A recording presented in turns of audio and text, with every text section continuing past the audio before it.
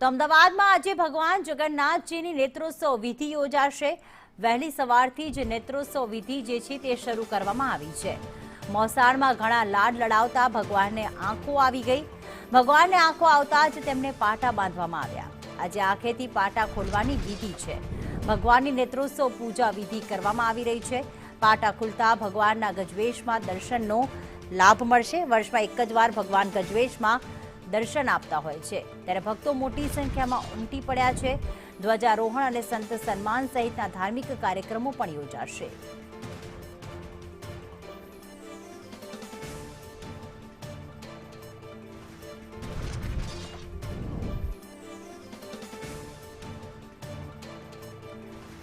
મારી સાથે મંદિરથી દિવ્યા જોડાઈ ગયા છે। દિવ્યા, ભગવાનની આજે નેત્રોત્સવ વિધિ કરવામાં આવશે।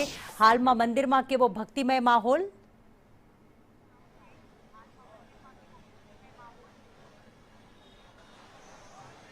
પ્રીતિ, અમદાવાદમાં ભગવાન જગન્નાથજીની 149મી રથયાત્રા અને રથયાત્રાને લઈને તમામ પોલીસનો ચુસ્ત બંદોબસ્ત છે તે પણ ગોઠવી દેવામાં આવ્યો છે। અને નાથનો જ્યારે રૂડો અવસર હોય ત્યારે ભગવાન આજે મોસાળથી નિજ મંદિર પરત ફર્યા છે અને નિજ મંદિર પરત ફર્યા ત્યારે રત્નવિધિ તમામ જે પૂજા અર્ચન કરવામાં આવતા હોય છે, રત્નવિધિ ચાલી રહી છે ત્યારે ભગવાનને વૈદિક મંત્રોચ્ચાર સાથે આંખે પાટા બાંધવામાં આવશે। પરંતુ હાલ આજે દ્રશ્ય હું બહાર મંદિરની બહારના બતાવી રહી છું કે જ્યાં પોલીસનો ચુસ્ત બંદોબસ્ત, તમામ એસએફની ટીમ, આરએએફની ટીમ સહિતના તમામ અધિકારીઓનું આજે ગ્રાઉન્ડ પર ગ્રાન્ડ રિહર્સલ છે ત્યારે બ્લેક કમાન્ડોથી લઈને સૌ કોઈની ટીમ અહીંયા તૈનાત કરી દેવામાં આવી છે। દ્રશ્યમાં પણ આપ જોઈ શકો છો કે લોખંડી બંદોબસ્ત વચ્ચે આ રથયાત્રાનો પ્રારંભ થવાનો છે અને તે પહેલાથી જ અહીંયા ચાપતો બંદોબસ્ત ગોઠવી દેવામાં આવ્યો છે। આર્મી જવાનો પણ તૈનાત કરી દેવામાં આવ્યા છે। સમગ્ર રૂટમાં બારીકાઈથી તપાસ કરવામાં આવી રહી છે। જર્જરિત ઇમારતો હોય ત્યાં પણ કોઈ અનિચ્છનીય બનાવ ન બને તે માટેની પણ સાવચેતી છે તે રાખવામાં આવી રહી છે। જે જર્જરિત ઇમારતો છે ત્યારે આ વખતે પ્રથમ વખત અમદાવાદ મ્યુનિસિપલ કોર્પોરેશનની હેલ્થ ટીમ પણ એક સભ્ય ફરજિયાત હાજર રહેવાનો છે અને ત્યાં પણ એ જ બંદોબસ્ત રાખવામાં આવ્યો છે, સાથે જર્જરિત કોઈ ઇમારત બાકી ન રહી જાય। બીજી તરફ આ લોખંડી બંદોબસ્તના દ્રશ્ય અમદાવાદમાં જોવા મળી રહ્યા છે કે જે રથયાત્રા વખતે પણ આ જ બંદોબસ્ત રહેવાનો છે।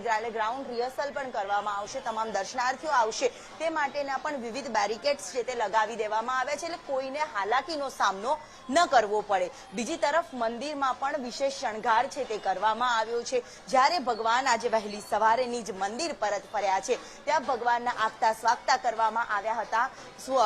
ભવ્યથી ભવ્ય સ્વાગત વહેલી સવારે કરવામાં આવ્યું હતું અને જે બાદ નેત્રોત્સવની વિધિનું આજે આયોજન કરવામાં આવ્યું છે। વૈદિક મંત્રોચ્ચાર સાથે નેત્રોત્સવ યોજાવાનો છે। અહીંયા ગેટની બહાર પણ રામ ભગવાનના મંદિરની થીમ પર વિશેષ શણગાર આ વખતે ડેકોરેશનની થીમ પણ એ જ પ્રકારની રાખવામાં આવી છે। સાથે જ અંદર મંદિરમાં પણ અત્યારના જે દ્રશ્ય છે તે બતાવવા માંગુ છું। સાથે સાધુ સંતો છે તે દેશ વિદેશથી સાધુ સંતો, અન્ય રાજ્યમાંથી, કાશી મથુરામાંથી પણ તમામ સાધુ સંતો આવવાના છે અને તમામ સાધુ સંતોની હાજરીમાં વિશેષ ભંડારાનું આયોજન છે તે પણ કરવામાં આવી રહ્યું છે।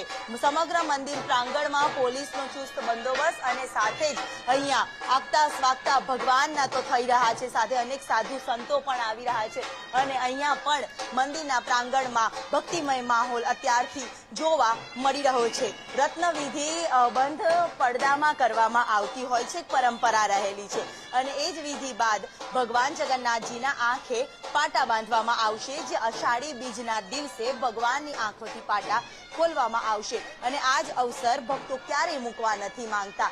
સાથે જ આ વખતે જ વરસાદની આગાહીના કારણે વિશાળ શામિયાણો પણ મંડપ એટલે વિશાળ ડોમ પણ મંદિરના પ્રાંગણમાં બાંધવામાં આવ્યો છે। સાથે જ અનેક સાધુ સંતોની જે હાજરી રહેવાની છે ત્યાં ભજન, ભક્તિ અને ભક્તિની સાથે ભોજનનો પણ આ ત્રિવેણી સંગમ છે તે પણ જોવા મળશે। વાજતે ગાજતે જગતના નાથની રત્નવિધિ છે તે અત્યારે હાલ મંદિરના કરવામાં આવી રહી છે। જી બિલકુલ દિવ્યા, આભાર તમામ વિગતો માટે। તો હાલમાં કહેવાય કે પડદાની પાછળ રત્નવિધિ કરવામાં આવી રહી છે। થોડીક વારમાં જ નેત્રોત્સવ વિધિ શરૂ થશે। ભગવાનને જે આંખો આવી છે કેરી અને જાંબુ ખાઈને અને ત્યારબાદ આંખે પાટા બાંધવામાં આવશે। ભગવાનને મધનું આંજણ કરવામાં આવશે જેના કારણે તેમની આંખોને